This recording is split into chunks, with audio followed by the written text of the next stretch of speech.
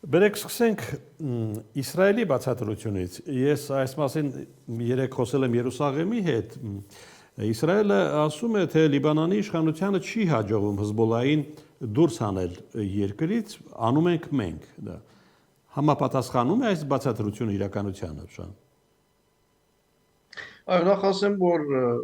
ուրեմն համաձայնությունը հրադադարի չի հարկվում, բայց նախին դրությամբ չէ, այսինքն երկու ստեկ չեն այդ հրադադարի խախտումի դեպքերը, ավելի շուտ միակողմանի խախտումները, որովհետև ըստ այդ համաձայնության իսրայելյան զորքերը պետք է լքեին լիբանանյան տարածքները, հետո Իսրայելը շարունակում է հրթիռագործել անօդաչու սարքերով,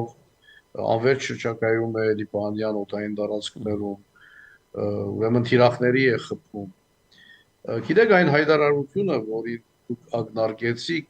քաղաքական առումով չեմ կարծում շատ ընկալելի է, եթե նկատի ունենանք, որ ստեյության լիբանանյան կառավարությունը նաև այն կարողականությունը չունի Հեզբոլլա զինաթափելու, եթե սա համաձայնությամբ չլինի, որովհետև այլապես շատ քաոսային կլինի, եթե ներ-լիբանանյան փախուտներով լինի այդ զինաթափումը։ Եվ խորքի մեջ ուրեմն այդ համաձայնությունը պետք է կայանա Իրանի հետ, որովհետև Հեզբոլլահը բարձ է, որ Իրանի Հանրապետության ներքո գործող ռազմաքաղաքական միավոր է եւ ուրեմն Իրանի հետ այդ տածող բանակցություններում, հատկապես Վաշինգտոն-Թեհրան գծի վրա չի բացառվում, ավելի ճիշտ շատ դրամապանական է, որ նաև այս օրակարգի այս կետը ներառվել է։ Ուրեմն լիբանանյան կառավարությունից ակնկալելը, որ Հեզբոլլահը զինաթափի, կարծում եմ քաղաքականորեն շատ իրատեսական չէ։ Քաղաքական դրամապանությամբ սա ուրեմն Իրան-Վաշինգտոն տարածաշրջանային մակարդակի վրա գայանալիք համաձայնությունների կետերից մեկն է եւ ուրեմն երևութապես նվազն հայտարարողական դեկլարատիվ մակարդակի վրա խոսվում է այն մասին, որ այս բանակցությունները մտել են փակուղի եւ կողմերը միմյանց են մեղադրում փակուղի մտցնելու առումով ուրեմն այս ընդհանուր գործընթացը, բայց չեմ կարծում որոշ դիվանագիտական խորհուրդներ թերևս բաց են աշխատում են այդ ուղղությամբ։ Ամենայն դեպս Իսրայելը նաև ճշտել է ժամկետ մինչև տարեվերջ, որովհետեւ Հեզբոլլահը զինաթափի եւ այս առումով շատ անորոշ է։ Լավ, այս իրադրությունը Շահան ինչ է հուշում։ Այս իրադրությունը ինչ է հուշում։ Ում ձեռքին է Լիբանանում խաղաղություն հաստատելը։ Գիտեք, որոշակի գործընթաց է սկսվել Լիբանանում, այսինքն Միացյալ Նահանգների առաջադրած տեխնազուն էր բանակի ընդհանուր հրամանատարը, որ նաև ընտրվեց Հանրապետության նախագահ, շատ լուրջ դիմադրություն կար նաև իրանամետ հոսանքների ուժերի կամ տարաբես որոշ շրջանակների կողմից եւ երկար ամիսներ ցկվում էր, այսինքն չէին հաջողվում ընդրել նախագահ։ Բարձ դարձավ, որ որոշ համաձայնություն կա եւ վարչապետի անձի նշանակումը, Հանրապետության նախագահի ընտրությունը, կառավարության կազմությունը, այս բոլոր հանգուցալուզումները, որոնք իրերահաջորդ գշույթներով իրականացան, դարաձաշրջանային մակարդակի որոշ համաձայնության արդյունք էր կարծում եմ, որին ներգրավվել էր ոչ միայն Իրանը, նաև Սաուդյան Արաբիան։ Հանուր վերահսկողը Միացյալ Նահանգներն է, շարունակում են մտալ Միացյալ Նահանգները, բայց այս գործընթացը շատ թանտաղ գշտույթներով է ընթանում, որովհետև Լիբանանը պետք ունի միջազգային ընտանիքի աջակցության եւ շինարարական աշխատանքների եւ տնտեսության վերականգնման եւ տրամադրային համագարկի վերաշխուժացման,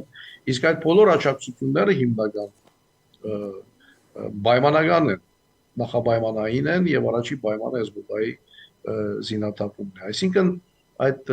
ընդհանուր համաձայնությունը միջազգային մակարդակի վրա, տարածաշրջանային մակարդակի վրա թերևս Լիբանանի հերթը չի եկել, բայց կան որոշակի չափի մեջ սահմանափակ աջակցություններ, որպեսզի երկիրը բոլորովին չկանգնի, պետությունը լրիվ չանտամալուծվի, ինչի եղել էր նաև ժամանակին։ Հիմա շատ կարևոր է ինչ է տեղի ունենում հարևանությամբ։ Օրինակ Գազայի միջազգային կայունացնող ուժերին Ադրբեջանը ի վերջո միանում է թե ոչ, ունես տեղեկություն։ Ադրբեջանը ուրեմն ոչ միայն միանալու, այլ նաև Ադրբեջանի մասին Իսրայելի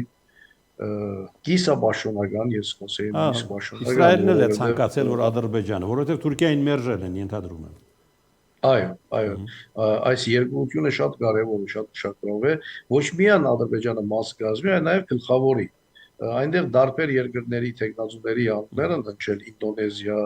Ադրբեջան եւ այլն, բայց ուրեմն Վաշինգտոն Թել Ավիվը մի քանի անգամ հայտարարեց, որ Թուրքիայի մասնակցությունը Գարմիր քիծ է։ Իրենք չեն հանդուրժելու, որ Թուրքիայի զինված ուժերը մաս կազմեն ուրեմն այդ կայունության ուժերի։ Գիտեք, այստեղ նաև շատ հետաքրքիր է, որ Թուրքիան ամենածանր մեղադրանքներով էր հանդես գալիս ուրեմն Իսրայելի հասցեին, անգամ ցեղասպան պետություն որակել էր, նաև միջազգային հայցեր, դատական ադյաններ եւ այլն էթնիկ զդումներ իրականացնելու մեղադրանքներ։ Մյուս կողմից Ադրբեջանը բավական զուսպ էր Իսրայելի հասցեին։ Ուրեմն չեմ կարծում, որ սա Բաքվի եւ Անկարայի միջև չի համաձայնված այս ուրեմն մեղադրանքների կամ զսպվածության այս դերերի բաշխումը կարծում եմ, որ անպայման արգա է այս դեպքում, որովհետև Իսրայելը շարունակում է խորացնել իր ռազմավարական բնույթի համագործակցությունը Ադրբեջանի հետ, մինչ Թուրքիան անտես է գալիս ամենածանր մեղադրանքներով։ Եվ ոչ միայն Թուրքիան Իսրայելի հասցեին, այլ նաև փոխադարձ Իսրայելը եւս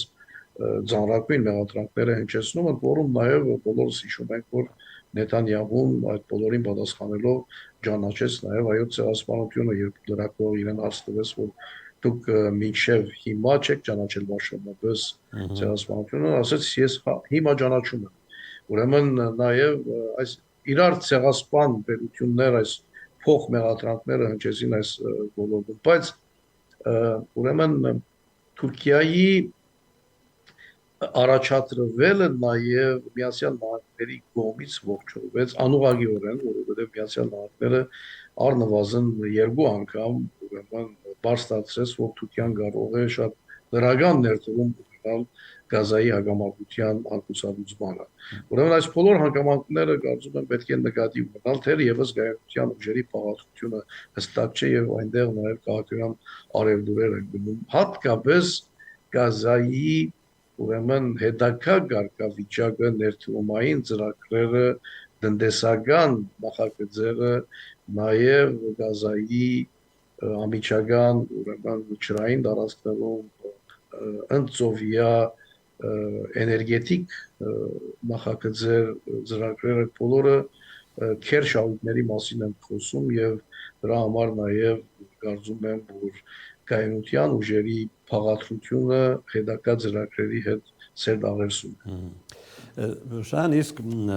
հասցրել ես ծանոթանալ Ադրբեջանի դժգոհությանը Հայաստան-Եվրամիություն ռազմավարական գործընկերության համաձայնագրի վերաբերյալ։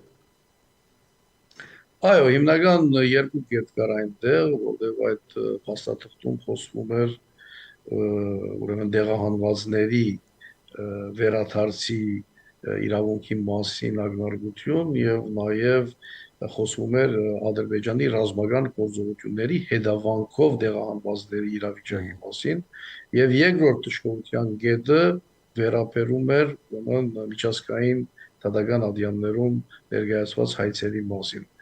Ուրեմն ես կարծում եմ, որ